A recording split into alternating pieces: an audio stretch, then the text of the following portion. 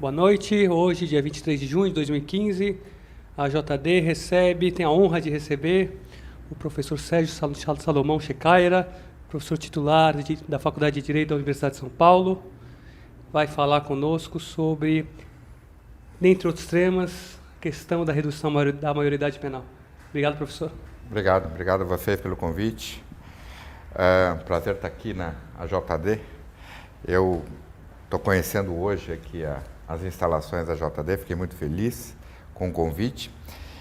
E para falar de um tema muito triste, né? Pensar num país com a miséria que a gente tem em reduzir a idade de imputabilidade penal é alguma coisa que me levou quase à depressão. E eu acho que isso acontece por uma série de razões. Primeiro porque nós estamos caminhando na contramão da história.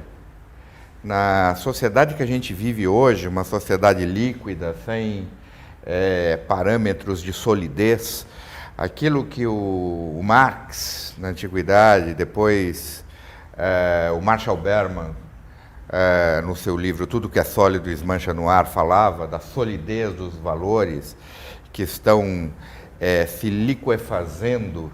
A gente vê com uma certa tristeza este tipo de movimento que é o movimento da modernidade líquida.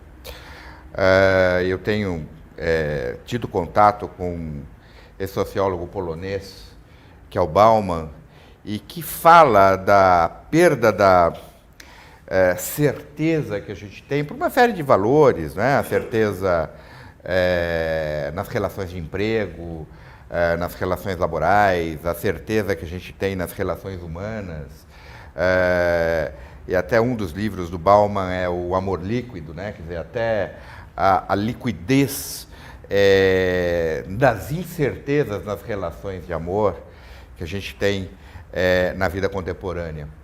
E quando eu olho para esse momento, é muito curioso como de uma geração para cá, de 30, 20, 40 anos para cá, a gente perdeu a certeza em relação a uma série de valores.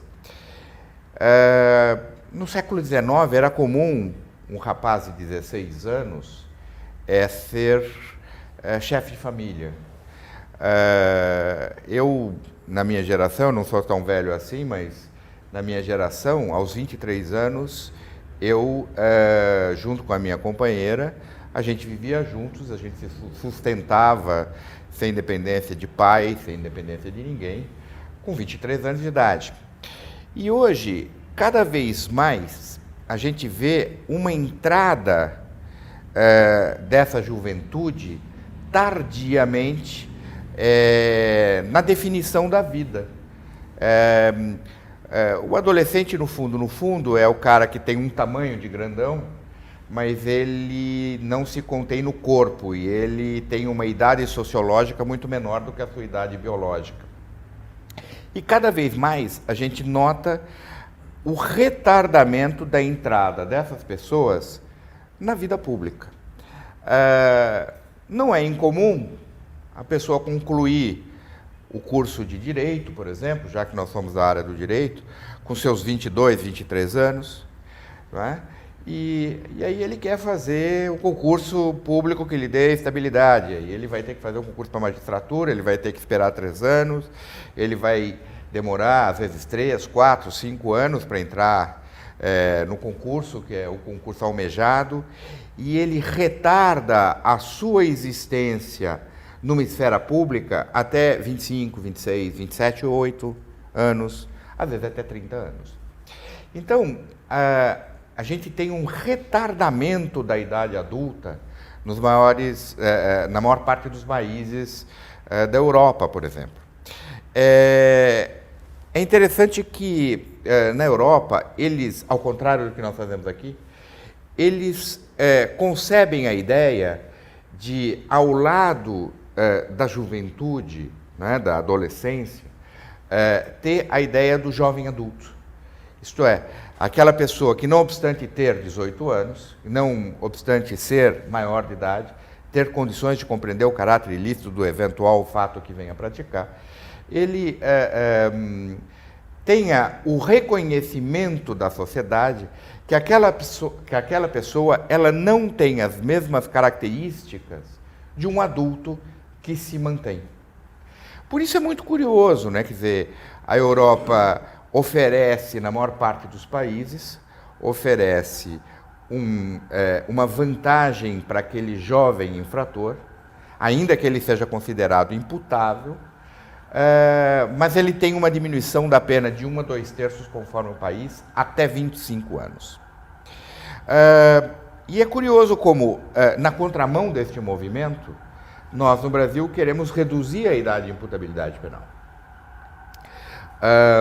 Em 2002, o grupo brasileiro da Associação Internacional de Direito Penal, nessa questão do direito juvenil, foi por mim representado num congresso em Viena, que era um congresso preparatório do Congresso da China de 2004. E lá a gente discutiu com todos os países, eu tive inclusive a possibilidade de conhecer instituições similares à nossa Fundação Casa, embora eu não tenha nada de similares em relação à estrutura física que nós temos, e me chamou muito a atenção o fato deles, ao contrário de pensarem em reduzir a idade de imputabilidade penal, é prolongar a idade de imputabilidade penal, dando aquilo que o nosso velho Código de 40 tinha, né, de 41, processo penal, de ter um curador quando alguém fosse preso. Algo que me parece razoável, já que essa pessoa, ela adentrou a idade de imputabilidade penal, mas ele não é reconhecido socialmente como uma pessoa independente. Ele não mantém relações sociais estáveis, ainda que ele tenha a sua namorada, a menina tem o seu namorado, eles não podem se casar.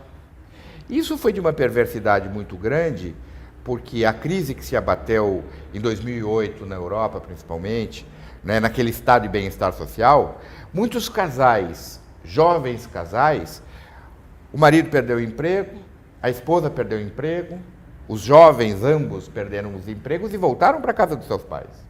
Esse foi um fenômeno que mostra o quanto é relevante numa sociedade como a nossa, numa sociedade capitalista, né, em que os valores se liquefazem, a gente ter um prolongamento da idade de imputabilidade e não uma antecipação da idade de imputabilidade. Então, eu acho que o primeiro dado é este. O segundo dado que me parece importante é pensar sempre em termos de um dispositivo que não está sendo muito discutido nessa emenda na Constitucional, na PEC 171, o nome talvez identifique alguma coisa, que é a idade da imputabilidade penal. O artigo 227, parágrafo 3º, inciso 5º, fala exatamente sobre a brevidade e a excepcionalidade da internação. Essa questão foi discutida na China. É uma coisa curiosa. Eu fiquei muito surpreso quando eu vi o Código Penal chinês, né? Eles fizeram uma edição para esse encontro internacional em inglês do Código Penal, Código de Processo Penal, e todas as penas, era uma legislação impressionante, parecia lembrar a velha ideia draconiana, né, de que todas as penas são penas de morte, né? E aí alguém indaga, mas tudo bem, uma pena de morte para um homicídio, vai lá, mas uma pena de morte para um furtador, ao que Drácon teria respondido, para um estuprador, eu acho que ele merece a morte. Por um furtador, eu acho que ele merece a morte. Para o estuprador, eu não encontrei nada pior do que a morte, eu deixei barato, basta a morte. E na China é mais ou menos assim, né? Quer dizer, todas as penas são ou de prisão perpétua, né, ou pena de morte. E se a gente lembrar que no inglês a prisão perpétua nada mais recebe o nome do que a prisão para a vida, né, life imprisonment, que uma tradução literal seria prisão para toda a vida, ele está condenando o sujeito à morte na prisão. Portanto, não deixa de ser uma pena de morte. Então, as penas na China, grande parte do Código Penal, tem pena de morte.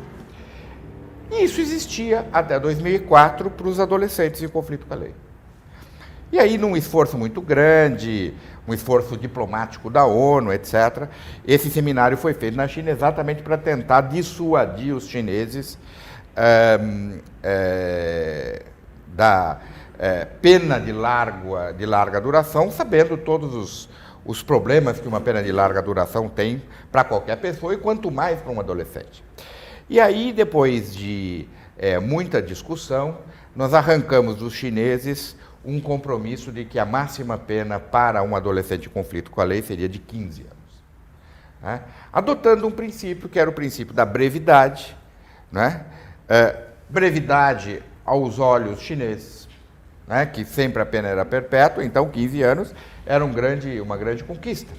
Né? E eu até fiz uma intervenção, falei, olha, eu tenho vergonha de voltar para o Brasil e falar que a brevidade aqui na China é de 15 anos, né? Porque a brevidade lá a gente está interpretando como 3 anos. Né?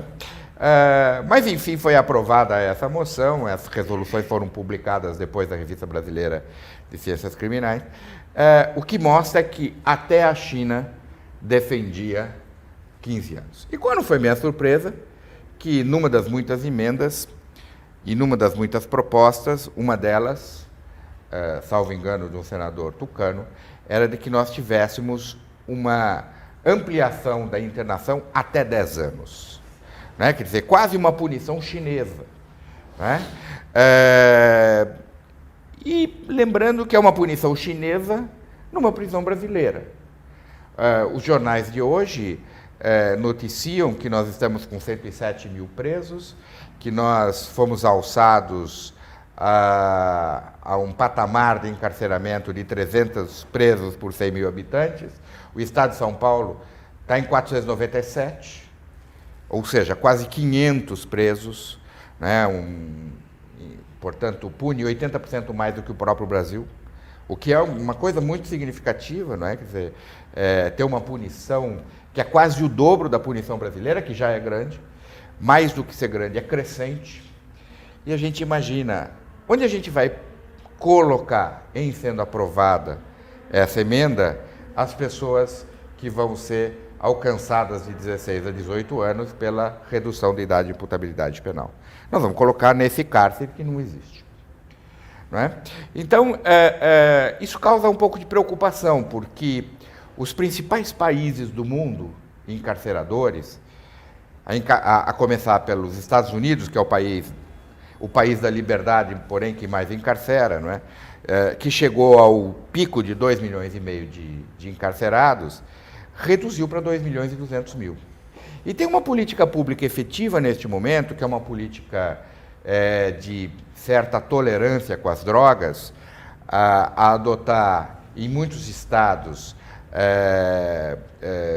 seja para o uso lúdico, seja para o uso terapêutico, a cannabis, o que diminuiria a longo prazo o índice de encarceramento. Portanto, existe uma política pública para diminuir esse encarceramento. A China mantém a sua população carcerária há mais ou menos 20 anos num nível de 1 milhão. Porém, esse nível de 1 milhão, considerada a população chinesa, é um índice relativamente insignificante se comparado aos 300 por 100 mil habitantes. Né? Eles estão muito menos do que 50 por 100 mil habitantes. E a Rússia chegou a ter picos de 1 milhão e 500, né? Em períodos áureos, continua a ser um país encarcerador, e eu identifico esse fenômeno não só na Rússia, mas naquilo que existia na União Soviética, como um todo, os países que têm a mesma cultura, e que, na essência, fizeram com que eles viessem tendo diminuições aceleradas do índice de encarceramento, e hoje eles estão mais ou menos com a mesma população carcerária do Brasil. Um país mais populoso, mas com uma menor população carcerária. Populações equivalentes, mas com uma política pública para redução. Nos últimos anos, eles estavam em 1 milhão, reduziram em 2 anos para 800 mil, e depois para 700, e depois para 650, que é o que eles têm hoje, mais ou menos. Por isso, a nossa preocupação é muito acentuada, quer pela questão da sociedade, quer pela questão onde é que nós vamos colocar essas pessoas. Primeira coisa. Depois, me parece que a gente não fez a lição de casa. Não é? Os americanos fizeram... Isso os americanos têm de bom, eles têm muito dinheiro para fazer pesquisas de largo prazo. Existe uma pesquisa muito interessante, que é a pesquisa do Perry Program. Essa pesquisa é uma pesquisa que data do período do apartheid americano, quando havia ainda a discussão das leis de direitos civis, a reivindicação de igualdade racial, que não existia, era uma igualdade na separação, como dizia antes da emenda de direitos civis, que aboliu o racismo. Eles foram a uma cidade que tinha um grande número de afrodescendentes, né? A cidade de Ypsilanti, em Michigan, e fizeram uma pesquisa que era basicamente o seguinte: eles pegaram 123 crianças potenciais autores no futuro do cometimento de um delito. E isso eles identificaram a cidade, porque era uma cidade muito pobre, com um grande número de afrodescendentes, com grandes índices de criminalidade. Então, eles fizeram um mapeamento para pegar naquela cidade um cotejo, um contato entre um grupo de controle e um grupo que seria submetido ao programa. Eles dividiram as 123 crianças escolhidas aleatoriamente em 2 grupos. Um grupo utilizava apenas para o cotejo, para comparar os dados, e outro grupo, mais ou menos como que faz as ciências exatas, né, as ciências médicas, para fazer um teste de qualquer tipo de remédio, né? Submete um grupo de 500 pessoas em 2 coisas, metade recebe placebo, metade recebe o princípio ativo do remédio. E eles fizeram mais ou menos isso. Metade recebeu um estado de bem-estar social pleno, e a outra metade não recebeu nada, só acompanhava, só servia para monitoramento.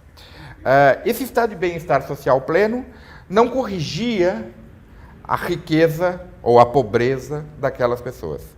Ele apenas corrigia o eventual problema que cada uma dessas crianças tivesse. E eles começam o estudo com crianças de 6 anos. E a pesquisa dura exatos 20 anos, dos 6 a 25 anos. Não é? E o que eles fizeram, basicamente? Começaram a comparar a criança que se submetia ao programa e aquela que não se submetia. Por exemplo, a criança ia mal na escola, então chamava o pedagogo sugeria um projeto específico. Às vezes era uma questão médica, o cara tinha um problema de vista, dava um óculos para ele. Às vezes o pai tinha brigado com a mãe, agredido a mãe, abandonado a casa, então eles encaminhavam a assistente social ao psicólogo para que pudesse ter esse tipo de assistência. Enfim, um atendimento daquilo que nós chamaríamos de estado de bem-estar social, que nunca houve propriamente nos Estados Unidos, mas que essa experiência era uma experiência interessante. E acompanharam por 20 anos. Qual foi o resultado disso? Ao longo da infância e juventude, essas crianças, esses jovens, tiveram um índice que era de 2 a 3 vezes menos envolvimento com criminalidade. Né? Primeiro, começa com atitudes hostis na escola, pequenos atos de vandalismo, depois o envolvimento com uma criminalidade primária, depois um envolvimento com uma criminalidade secundária, de tal sorte que ao longo de 20 anos eles mapearam o índice a despeito da pobreza, a despeito da miséria, a despeito de serem hostilizados pelas leis americanas, a despeito de tudo isso, o índice de cometimento de delitos ou de atos infracionais, como queiram, foi de 2 a 3 vezes menor para aqueles que eram submetidos ao programa. Basicamente, isso explica como é que se previne crime. Se previne crime com estado de bem-estar social. É relativamente simples a gente compreender isso. Qual é o problema dos nossos congressistas, dos nossos deputados? É que eles acham que previne crime com pena. E a pena não tem o poder dissuasório do cometimento de um novo crime. Porque quando a pessoa já tem um envolvimento delitivo, seja um envolvimento ainda que primário, seja um envolvimento mais elaborado, a dificuldade para você prevenir a recidiva é muito mais difícil, é muito mais complexa essa dificuldade, do que você tomar medidas de prevenção primária. Portanto, me parece importante, e aqui não é querer ensinar o Padre Nosso para o vigário, é olhar as experiências que já fizeram em outros países. Essas experiências existem. Não é? Inclusive experiências de redução da idade de imputabilidade penal com retorno à idade de 18 anos, que é uma recomendação internacional. Então, eu acho que a primeira coisa que a gente deve olhar é olhar para isso. Depois, me parece que quando a gente pensa em prevenção, cada novo delito praticado por um jovem adulto, alguém que tem 18, 19 anos, muitos que aqui estão são ou foram juízes criminais, né? Sabem que existe, isso é um dado estatístico mundial, quer dizer, existe uma curva ascendente da criminalidade de 15 a 24 anos. Aos 24 anos, ela ascende levemente até 29, se estabiliza até 34 e depois baixa acentuadamente. Né? Eu sempre brinco com os meus alunos, tudo que sobe e desce, inclusive as estatísticas. Né? Quer dizer, as estatísticas permitem encontrar essa curva descendente com 34 anos. Aliás, uma das razões pelas quais a gente teve uma pequena diminuição de criminalidade nos últimos anos no Brasil, em alguns setores, especialmente na questão de homicídios por 100 mil habitantes, é exatamente o envelhecimento da população. Né? Então, o envelhecimento da população permite também uma diminuição, vamos chamar assim, natural, né, em relação aos índices de criminalidade. Pois bem, voltemos ao suposto poder dissuasório que teria a pena. Quando a gente examina um jovem de 18, 19, 20, 21 anos cometendo um delito, e muitos deles tiveram passagem de internação pela Fundação Casa aqui no estado de São Paulo, ou em outros estados, pelas instituições assemelhadas, o que a gente tem de concreto? A gente tem a falência do poder preventivo geral da punição. Geral e especial. Ou seja, a ameaça penal não conduz a pessoa a não cometer um delito por si só. Ela pode ser, dentro de uma prevenção geral positiva, parte de um processo de aprendizagem do povo. Mas, por si só, isto não é operacional. Não existe um único estudo que diga, que comprove empiricamente que existe uma prevenção da criminalidade pela ameaça penal. Ao contrário, a gente examina muitos estudos que mostram que penas públicas muito enfáticas fomentam o cometimento do delito, e isso desde Beccaria. Beccaria fez 250 anos, mas a gente ainda não estudou Beccaria a contento. Quer dizer, ele dá o velho e bom exemplo de alguém que estaria cometendo um delito menor e que, se tem uma ameaça muito grande de uma pena muito enfática, ele vai acabar matando a vítima, cometendo um crime muito mais grave, porque as penas são muito assemelhadas. Que é o que acontece com a gente em muitos crimes. A gente tem crimes patrimoniais com penas altíssimas no Brasil, né? Que não representam a exata hierarquia dos bens jurídicos valorizados numa sociedade que se define por um Estado democrático de direito.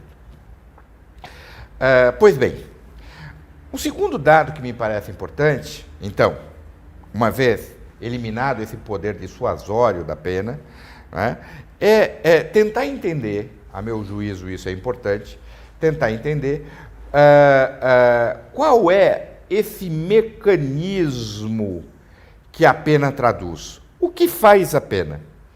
A pena aparta a pessoa da convivência humana.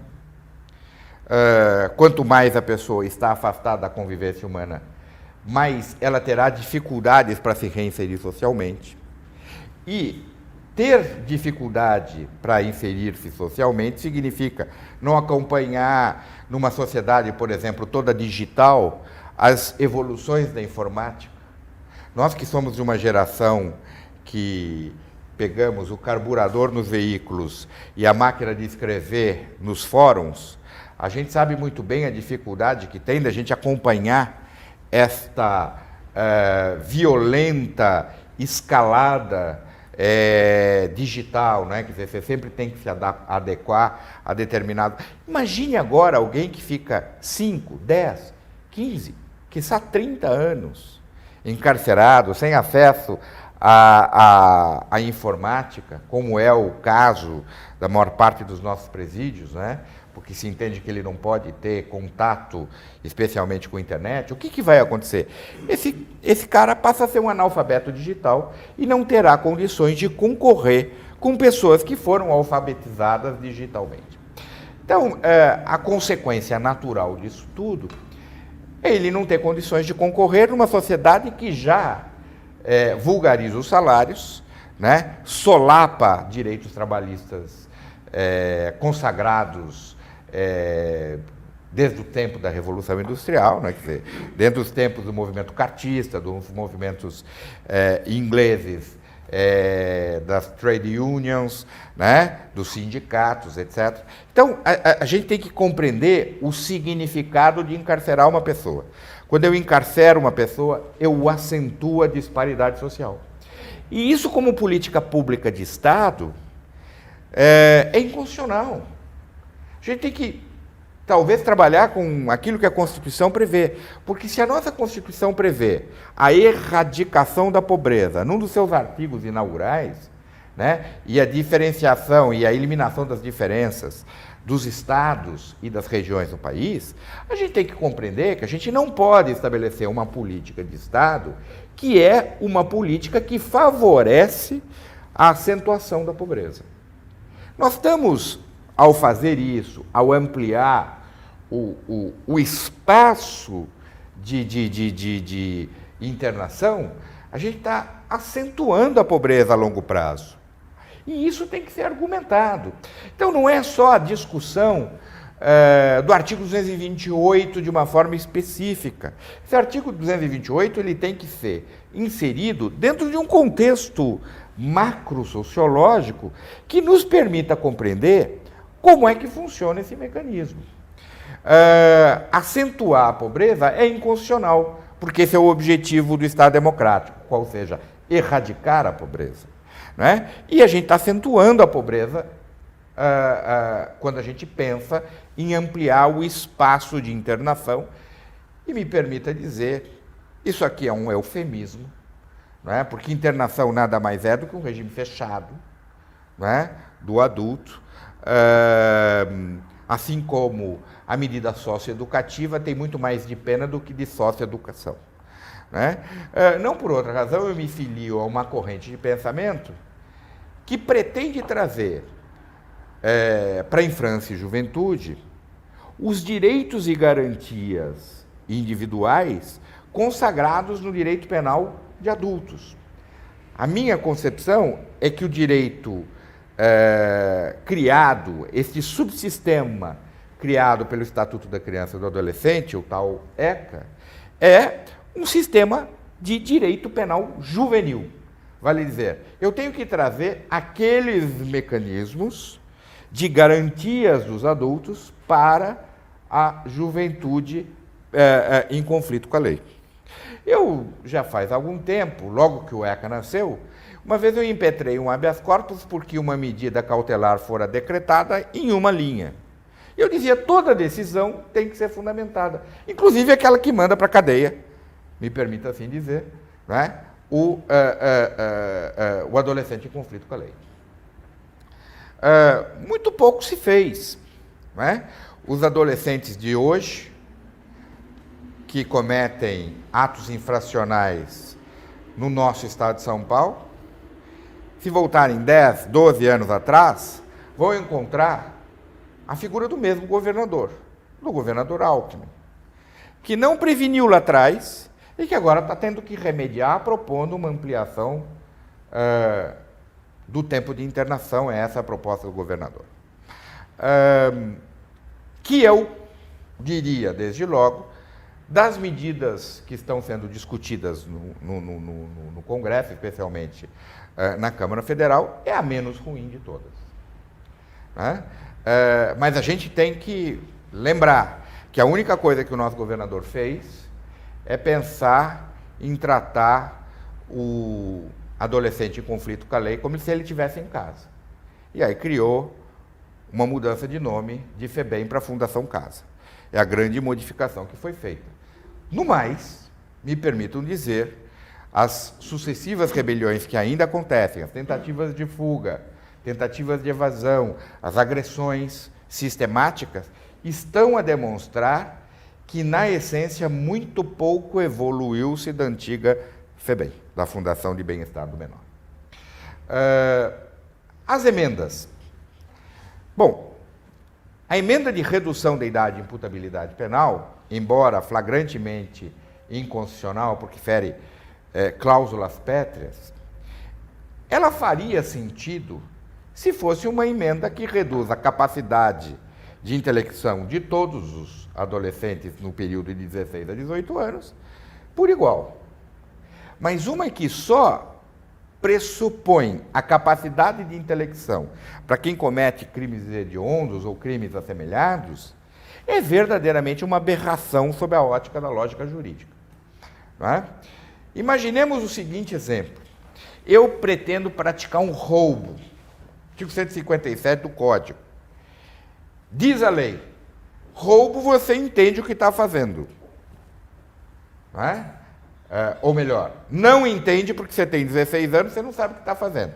Agora, se deste roubo eu tiver um desdobramento causal, for um crime agravado pelo resultado morte, aí eu passo a entender. Como é que eu não entendia quando era roubo e passo a entender quando tem o desdobramento causal?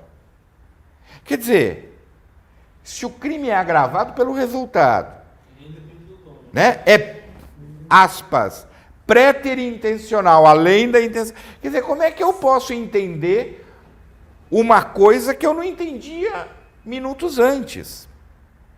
Esse é o crime que mais chama atenção, porque é o mesmo tipo proibitivo, é o mesmo artigo do Código. Vale dizer, a gente chegou ao paroxismo de criar um absurdo jurídico que eu tenho dúvidas se o Supremo vai manter. Embora a gente sempre tenha uma reserva em relação às decisões do nosso Supremo Tribunal Federal, não é?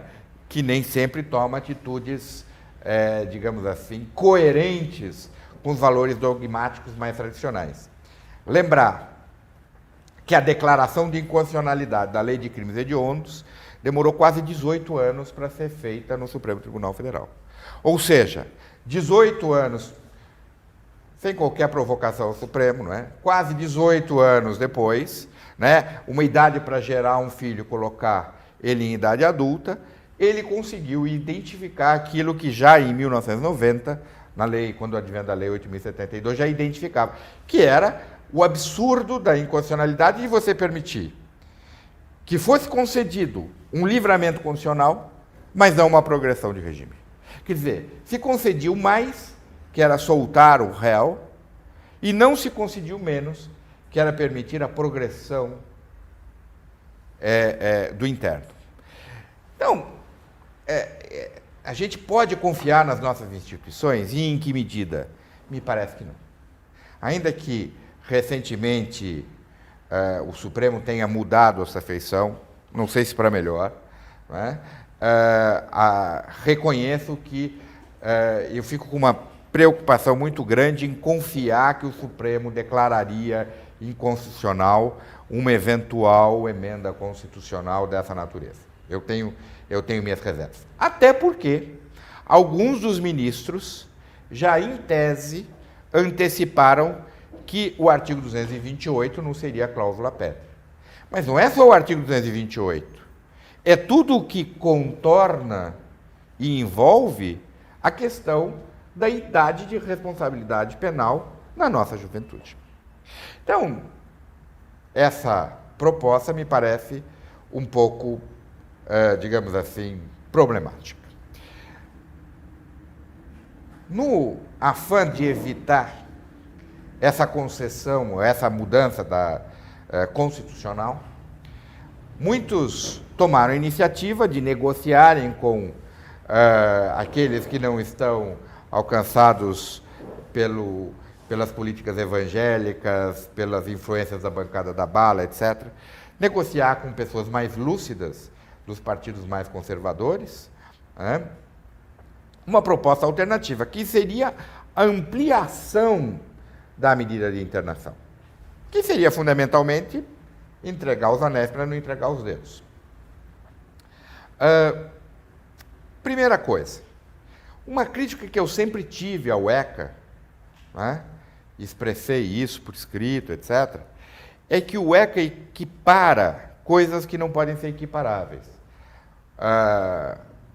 Uma quase criança de 12 anos, que só porque completou uma faixa etária já é adolescente, de 12 anos, 13 anos, né, a um quase adulto que tem 17 anos, 11 meses e 29 dias. Então, esse é quase um adulto, né, embora com todas as ressalvas que eu fiz na parte inicial da minha fala, né, esse quase adulto não pode ser comparado a uma quase criança. E o ECA nunca fez essa proposta, contemplou este período de internação, porque relativamente era muito breve o período de 3 anos, de tal sorte que, com um pouco de bom senso, o magistrado poderia corrigir essas diferenças no âmbito das suas decisões, né? Mas a gente tem algumas situações que levam a paradoxos, né? Por exemplo, relação sexual de um adolescente de 13 anos com uma adolescente de 13 anos. A rigor, isso é um estupro bilateral, porque se presume a violência. Mas a concepção do código foi feita para pensar num autor adulto que mantém relações sexuais com alguém com uma tenra idade.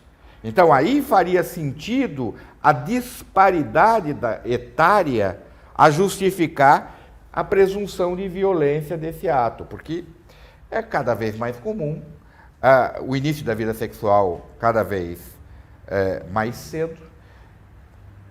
2 adolescentes que mantêm relações sexuais aos 13 anos e que, no limite, estariam cometendo um estupro bilateral.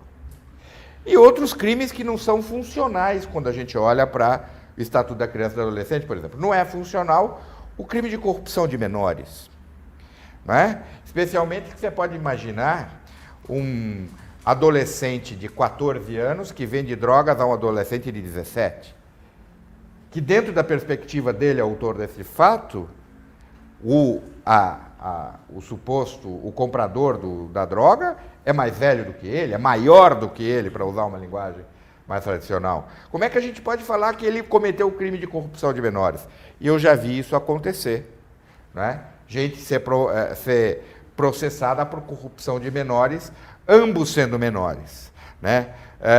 Nós temos aqui o juiz da infância e juventude, deve ter visto uma dezena de casos, e a gente espera tudo de um Ministério Público punitivista, não é? Quer dizer, outro dia caiu na minha mão uma denúncia que eu ri muito, que eles tinham um comando policial para impedir, para verificar quem estava embriagado no trânsito, e o sujeito parou o carro a 500 metros do comando, parou o carro, estacionou e ficou ali parado. Ele devia estar embriagado. O Ministério Público não teve dúvida, denunciou por embriaguez ao volante, ainda que ele tivesse parado. E literalmente ele estava embriagado ao volante, só que o volante não estava sendo dirigido naquele momento, né? Quer dizer, então a gente vê tanto absurdo que eu não duvido que esses tipos de coisa cheguem às carradas, né? Numa vara de infância e juventude. Portanto, a gente tem uma preocupação. E uma preocupação que pode ser corrigida pelo bom senso do juiz, mas pode não ser, não é exatamente uma escala de punição de acordo com a idade. E estes projetos de lei que estão sendo melhorados